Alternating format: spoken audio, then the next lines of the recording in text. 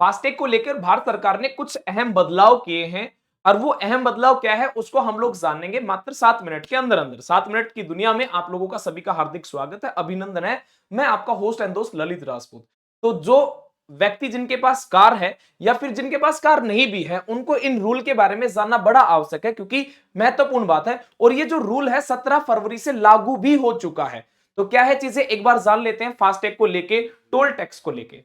तो सबसे पहली बात यह है कि भैया 17 फरवरी से फास्टैग जो है उसके नए नियम जो है वो लागू कर दिए गए हैं।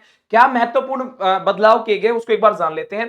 अगर ध्यान देना, सबसे पहली बात, अगर लो बैलेंस है, अगर पेमेंट में देरी है या फिर फास्टैग अगर ब्लैक लिस्ट हो चुका है, तो भैया आपको एक्स्ट्रा जुर्माना देना पड़ेगा।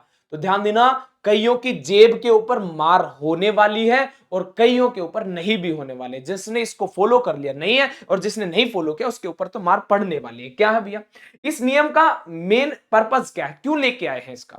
तो इसका मेन पर्पस यह है कि जो टोल टैक्स के ऊपर जो लंबी लंबी जो कतारें थी उनको रिड्यूस करना, उनका कम करना, इसका मेन उद्देश्य है।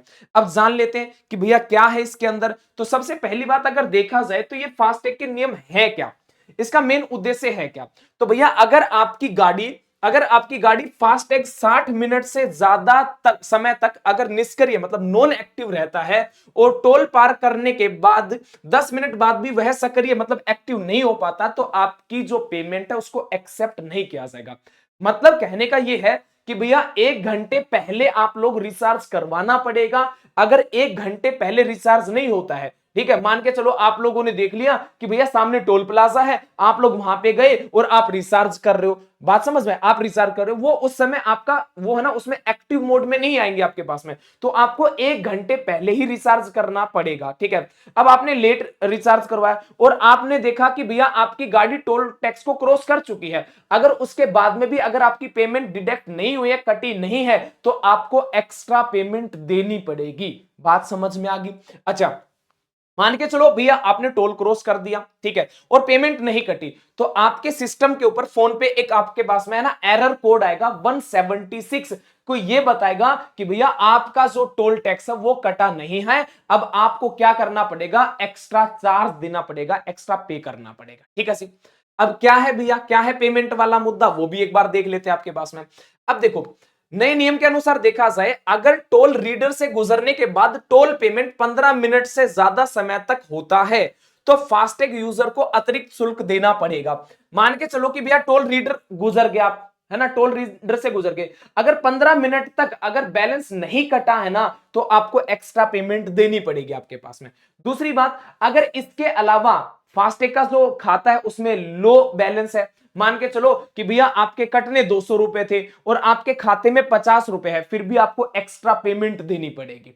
बात समझ में आ गई? उसके बाद में अगर देखा जाए कि पहले ऐसा होता था कि भैया जो जहां पे फास्टैग है वहीं पे रिचार्ज करने वाले लोग मिल जाते थे, है ना, बहुत सारे लोग होते थे, जैसे अलग अलग बैंक वाले भी होते थे, फास्टैग लगाने वाले भी होते थे, तो मिले तो अभी भी गए, बट ये है ना आपका, ये समझ लो उस समय की बातें की जाए तो उस समय नॉन एक्टिव ही माना जाएगा, मतलब रिचार्ज पहले से ही करवाना, कहने का तात्पर्य ये है। उसके बाद में और क्या चीजें हैं, तो भैया फास्टैग के जो नए नियम है उस पर असर क्या पड़ने वाला है, उसका मेन असर होने क्या वाला है। तो अगर आपका फास्टैग ब्लैकलिस्ट हो गया है और आप इसे 60 मिनट के अंदर, देखो मैं इसको आराम से समझाऊंगा, समझना, किसी का ब्लैकलिस्ट हो चुका है ना, ब्लैकलिस्ट है, अगर आप लोग क्या है कि टोल पहुंचने से 60 मिनट पहले उसमें रिचार्ज वगैरह करवा लेते हो, तो आप लोग वेल एंड गुड हो, कोई दिक्कत वाली बात नहीं है। ठीक है जी, है ना, कोई दिक्कत नहीं है। अगर आप लोग क्या करते हो कि आप लोग टोल पे जाके देखते हो और सामने वाला कहता है कि जी आप तो ब्लैकलिस्टेड हो, तो आपको क्या करना पड़ेगा, उस समय आपको भैया डबल भुगतान करना पड़ेगा, मतलब आपको डबल पेमेंट करनी पड़ेगी। बात समझ में? तो मेन मुद्दा जो होता है ना इस कहानी का, अगर मैं लास्ट अगर ये कहूं कि भैया वास्तविकता में हमें ये कहना क्या चाहता है, तो कहने का मतलब ये है कि अगर आप पहले से ही ब्लैक लिस्टेड है तो आप उसको रिकवर करा लो। दूसरी बात, आपका जो रिचार्ज है ना टोल टैक्स पे पहुंचने से पहले 1 घंटे पहले रिचार्ज हो जाना चाहिए। ये आपकी मेन चीजें हैं। इसका इन्होंने जो रिजल्ट दिया है कि भैया ऐसा क्यों होना चाहिए, तो इसका मेन इन्होंने ये बताया है कि जो टोल टैक्स पे जो लंबी लंबी जो कतारें होती हैं उनको मेन उद्देश्य है उनको कम करना।